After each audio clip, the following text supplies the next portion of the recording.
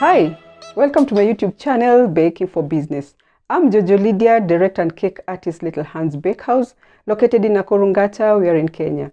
And on this channel, we are going to talk about cake business, entrepreneurship. We're going to have story time. We'll be sharing tips and hacks, and we'll be answering to the many questions that we receive them in our DMs. If this is for you, please subscribe to the channel for more of our videos, and on the comments below, please feel free to ask any of your cake related questions, and I'll try to answer them for you to the best of my knowledge. What we're discussing today is the essential baking equipment that we use at Little Hands Bakehouse. And if you're a beginner and new in the business, for sure this is very important for you. Now we're going to start with the large equipment. We'll talk about the stand mixer. We have different kind of mixers. When you're a beginner, you can start with the hand mixer. It's readily available and equally very cheap. As you progress with your work, you tend to get so many orders that the hand mixer get overwhelmed. So you'll be forced to move to a stand mixer. Stand mixers comes in so many brands. This is KitchenAid, one of my best. This was my starting mixer, but we've kept growing and growing because, as you see, it's 4.5 liters. It's very little if you have continuous orders. So we have so many brands. They come in different prices, different sizes. So you can just shop around to all our suppliers, and definitely you're going to get. Another essential baking equipment, you will need an oven. You can have an oven that, a small one like a lector. You just put it on top of your worktop and that's you're good to go. You can also have the conventional ovens, the one that you use in the house, the 4 burners, and they have ovens. You can equally use that. As you progress also, you can have the single deck or the double decks. Those ones are also available, but when you have mass in terms of baking. When we come down a little bit, you can also have the charcoal ovens, readily available, pocket friendly, and that should not be a hindrance when it comes to baking. We have all other traditional methods of baking. You can use the mawe tatu. That one is a story for another day. And you can also use the sand, where we all started in baking some years back. Other essential baking equipments, we have the mixing bowls. As you can see, these are the metal ones, readily available, and they come in different sizes. You'll need the big ones and you'll need the small ones. The small ones to mix maybe small buttercreams, any mixings that you need to have it done in small batches. And the big ones for sifting, for mixing all your buttercreams too. And you can also have the plastic ones. And we also have them in glass. So all these are available. And the good thing about the glass also, because they are heat proof, this one will also help us when it comes to double boiling methods in all that we do with double boiling, even with heating your chocolates. Very convenient when you're working with the glass. Also, for the bowl, the metallic bowls, also very good when it comes to double boiling. Another essential equipment you'll need is the weighing scale. This is the digital one. I would advise you go for the digital one. They comes in different brands, in different, the way they look, but as long as the purpose is the same. So you should always be focused and purpose to weigh your ingredients vis-a-vis measuring them. So when it comes to weighing, you'll know the exact measurement in grams. And when you know the measurement in grams, also helps you when it comes to costing of your baked goods. We also have the measuring cups. Comes in plastic, in metals, whatever color. They're all colorful, also available readily. It comes in quarter, we have half, we have a third, and we have 1 cup of from it. So when you find a recipe calling for a 1 cup of flour, this is the cup. It's not the cup that you use to drink water in the house, not the cup that you're using to drink tea in the house. So take note of that. And we also have the measuring spoons. It comes in a tablespoon, half, 1 tablespoon, quarter, just like that. I have one that I love it so much. I can't work without this.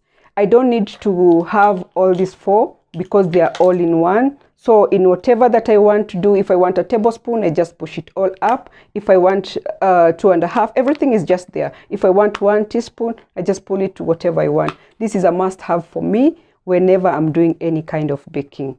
Another essential equipment, we have the timer. This is when you're baking. When you're starting, mostly all of us, we've been using the timers on the phones, but it's advisable to have the timer so that wherever you are, you can hear the noise of it ringing when your cake is ready, and you can get it off from the oven very quickly. Another equipment that is very essential is the oven thermometer. As much as we have the scale on each and every oven, it's always very advisable to have this inside your ovens. At least it's very accurate, you'll be able to see. And at times you find ovens, it's telling you it's at 160, let's say 170, but when you look at the oven thermometer, it's like around 150. So it's very accurate, it helps. It's also very cost effective. You'll just find it readily available. Other equipments, we have the balloon whisks, especially when we're using the 2 bowls method, that you have the wet ingredients and the dry ingredients, you have to mix them. Our whisk comes in very handy, and you can see they come in different sizes. If you are mixing something very small, you just use a small one in a small bowl and you're good to go. We also have sieves, very important when it comes to sifting all your dry ingredients. Everything, as it's a rule, that is something else. Rules when it comes to baking and working on your ingredients, you're supposed to sift them. So sieve is also very important, different sizes, but don't go for the small one. It will take you time when you're sifting a lot of grams when it comes to the flour. So focus on the big ones. We have graters. They come in different sizes. You can opt to get any. This one helps us when you're doing the rinse for the, let's say you're having a recipe for orange cake and the lemon cake. It comes very handy when you're grating the skin, and ideally you can use the small. It will give you the best results. Now we want to move to the baking tins. Baking tins are very essential. I want to put across a pointer here. When buying the baking tins, this is a tip borrowed now from us. At least don't buy a baking tin when it's 1. Try as much as you can, buy even if it's 2. Always buy in pairs. This way, when you want to have even like baking in layers, you don't have to wait for this to bring the second one into the oven. For us as it is, we all bake our cakes in layers, and each and every tin we have a minimum of 4 each, but can even go to double of 8. But now that we bake in bulk, we have like even more than 12 pieces of 6 inches, because you see, you have to bake all the time. So instead of waiting to get it out of the oven for it to dry and wash and start baking all over again, you can buy many. But as you're starting, just start with pair. Pair is good, you're safe. And these are store-bought.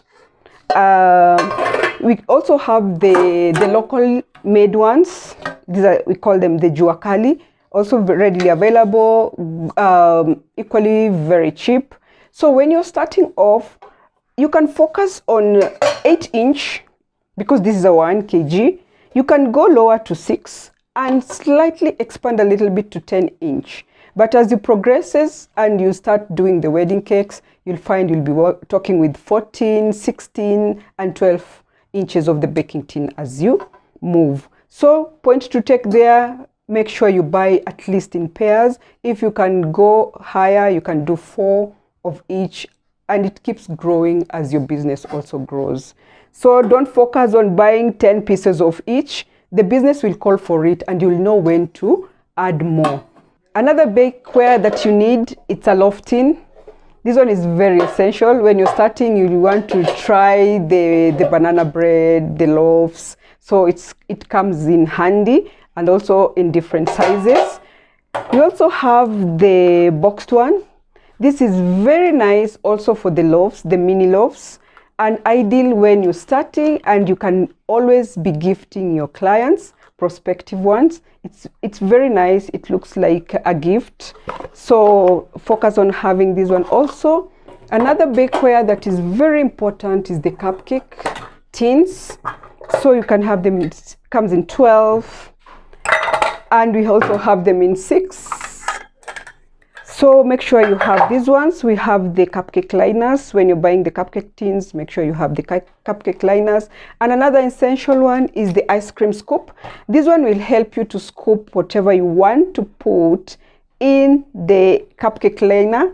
So it gives you accurate measurements. So as you're starting, you'll tend to know whatever works for you. If it's 1 scoop, will come up to where, but you're looking at least 3/4. But this one will help you so much because it scoops everything off through how the mechanism is. So it will scoop everything that is in the butter that is in the scoop all through to your cupcake liners. Another essential equipment is the cooling racks. This one very important when your cakes are out of the oven. You just have to cool them to 0 degrees, the coolest that it can be, before you can even think of even covering it, before you can even think of decorating it. Cooling rack is very important. Then we have the bench scraper. These are the side scrapers of the cake. When you're having the tall cakes, very ideal to have it tall. And also a pointer. Just make sure when you're buying, get the one that is sharp at the edge. You find others which are very round, but when it's round, it doesn't give you that crispy edge down onto your cake board. And when the cake is smaller, you can also use a shorter one, so becomes very handy there. We also have a serrated knife. This one helps you to cut through the cake when you want to remove the dome, if you have the dome, when you want to remove, to tot in through the cake. Serrated knife is very important. So we also have the rubber spatulas. Have them in small and in large. This one helps you, especially when it comes to the buttercream. So it scoops all through, so you tend to have both the small and the big. And for the small one, helps you with the small balls. So another pointer also, what we've come to notice, when you're looking for a good quality, not good quality per se, they're all good quality, but find the one that it's not coming out of each other. Because this one, if you're not careful with washing, you tend to have debris just stuck there. It's not very clean and all that, so you'll be forced to always remove it. Make sure you clean it through with the hot water to have everything out that is might have been deposited there. Always focus on having something that is a spatula, the silicone one, that is all through, no joints. This one works very okay. And we also have these spatulas now. We have the angle, we have the straight one. For me, a must have here, and what I use, I don't use the straight one, and I can't live without the angle one. For the palette knife, that's it for me. When you're doing all the abstract in the soft icing, we use the small one. That's how we get all the tips. When you're doing the rustic one, we use the small ones. And you see, the pointed one, when you want to get in the cake, where it's very deep and you can't go in with the straight and you can't go in with the big. So the small one comes in very handy. So for me, I must sleep having this. All the angles, it's what works for me. Also, make sure you have an apron. When you're starting, you can have a plain one. We also have all this equipment, all these ingredients that we use. They always give aprons, like let's say X, we have from Royco, everything, whatever you can, but make sure you have. For us, we have the branded ones. As you progress, you can still think of branding yours. You must also have the hair nets. Helps you to put in all your hair in, so that it doesn't just fall onto your cakes. Onto something else, we have the piping tips. This is an organizer. We got it from Wilson. So it just organizes all your piping tips. And as it is, you can see the smaller ones. But the big ones, you can always just have them separately put. And when you're starting, they must have, look at, for us, I use a lot of 1M and 2D. That is for the open rows and the closed rows. It just goes a long way when you're starting. As you progress, those are the two ones you're not supposed to miss when you're starting.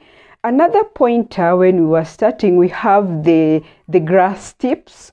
You can see this is small, this is big. Until you know where the pain is, you wouldn't know the difference when it comes to sizes. When you have a big cake, let's say 10-inch, that needs piping over grass, this is where my hand was very tired when I only had this small one to cover all that kind of cake, only to realize and to know we have a bigger version of it. And this is also Wilton number 234, readily available also. So you have to look at these ones, because in most of the kids' cakes, they come in very handy, especially the boys. When you're talking about the soccer theme, you always have to pipe the grass somewhere. So keep in mind, when you want to scale down a little bit when it comes to the cupcakes that you have to do the grass, you can always use the small one. So we also have the couplers. And for the must-have tips, when you're starting off, try look for 2D. Also 1M comes in very handy. The star tips, everything that you need to use the border. Something else which is very important, these are the piping bags. They are disposable. But from the name, as much as it's disposable, you just don't use it once and throw it. You can always wash and reuse and reuse. When you find that it's like torn somewhere with your sharp tips, you just throw it away. But it's not necessarily you have to have a one use. It comes in very handy. It's sold in packs and packs, so it will take you for a very long time. Another thing that comes handy when it comes to the piping bags and the tips and everything buttercream, the color that we use. For us, we're so much inclined to gel colors, and we use actually almost every brand, but capitalize in Americala. We also have Wilton, and we use the Sugar Flare mostly. We love the gel colors because their colors are very deep, so a little one goes a long way, and it gives you the vibrance in the color that you need in any of your decoration.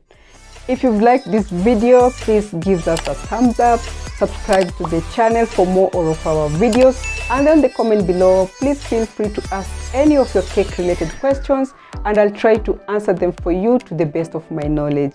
See you in the next video.